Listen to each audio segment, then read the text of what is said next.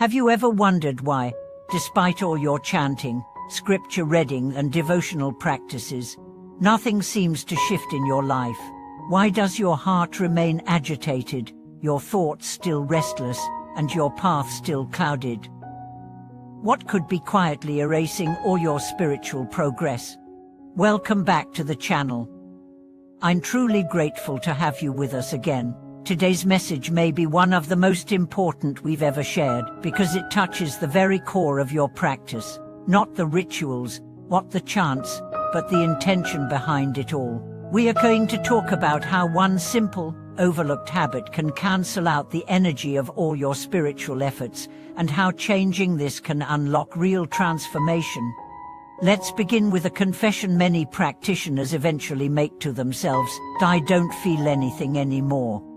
You chant the sacred names, you read the holy books, you sit in silence, but it's mechanical, dry, void of the spirit it once had. You wonder if the problem is the mantra or the method. Or maybe it's just you. But what if the real problem is not what you're doing, but what you're consuming? Specifically, what you are eating. This may sound strange. What does food have to do with chanting or reading scripture? Everything. Because food is not just physical substance. It's vibration, and your digestive system doesn't just break down nutrients, it processes subtle energy. If your body is filled with toxic vibration, your spiritual transmission becomes static. Imagine this: you spend an hour chanting sacred syllables that invoke peace, clarity, and light.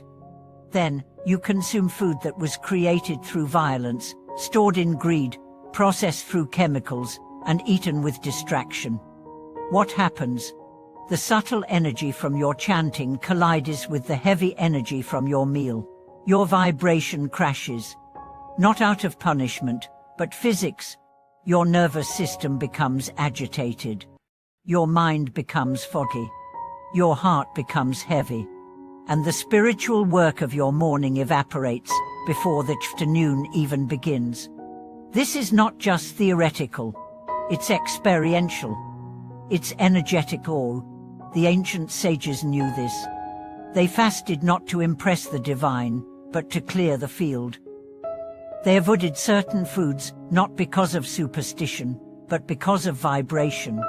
They understood that the body is a vessel, and what you put into the vessel determines how cleanly the light can pass through. Let me share the story of Daniel. Daniel was a devoted practitioner. He recited sacred texts daily, meditated for an hour, and served at his local temple. But despite all this, he was constantly irritable, easily angered, restless during prayer, bitter in his speech.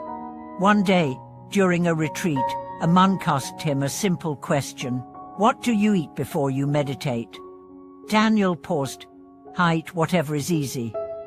Fried snacks, sometimes meat, leftovers, coffee." The monk smiled, not with judgment, but recognition.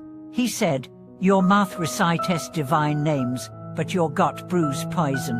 Your chanting is shutting into a polluted well." Daniel was stunned. He began changing his diet, slowly, not out of guilt but reverence. He started eating fresh, alive food. Food prepared with intention. Food consumed in silence. And within weeks, everything changed. His chanting felt alive again. His mind became quieter. His relationships softened. And for the first time in years, he felt the scripture move through him, not just around him. What had changed? Not the mantra, not the practice, the purity of the vessel. You see, spiritual practice is not an isolated event. It is a holistic process. You cannot chant for peace and digest conflict. You cannot pray for purity and feast on suffering. You cannot seek light while consuming darkness. This is not about dogma. This is about coherence.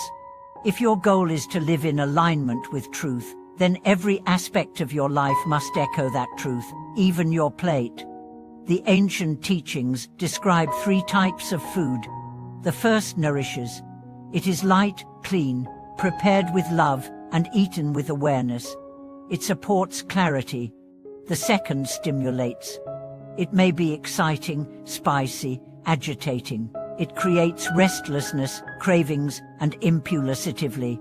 The third pollutes. It is dead, decaying, filled with toxins, prepared in haste or greed. It clouds the mind, dulls the spirit, and breeds lethargy.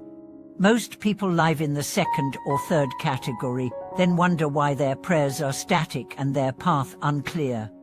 But when you choose to live in the first category, what out of fear, but devotion, you begin to notice subtle miracles. You wake up lighter. You speak more gently. You listen more deeply. You begin to feel the divine in ordinary moments, not just during rituals, because your vibration is clear. And in clarity, even a single chant carries the weight of thunder. Even one verse of scripture cracks open 1,000 truths. Even one breath becomes a transmission of peace.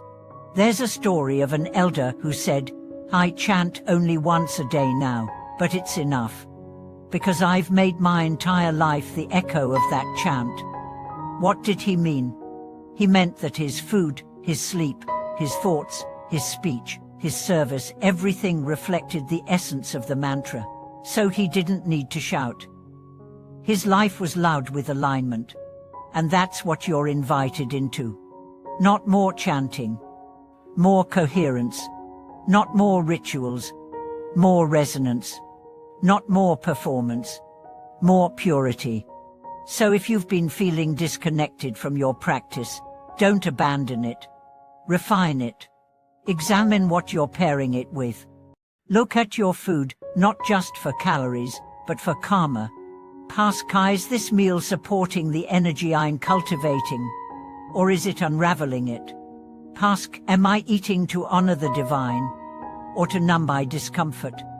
Ask, am I feeding the version of me I'm trying to become, or the one I'm trying to outgrow? Your answers will reveal your path. And as you align, you'll rediscover something profound. Chanting will begin to stir your heart again. Scripture will begin to speak to you again. The silence will feel alive again.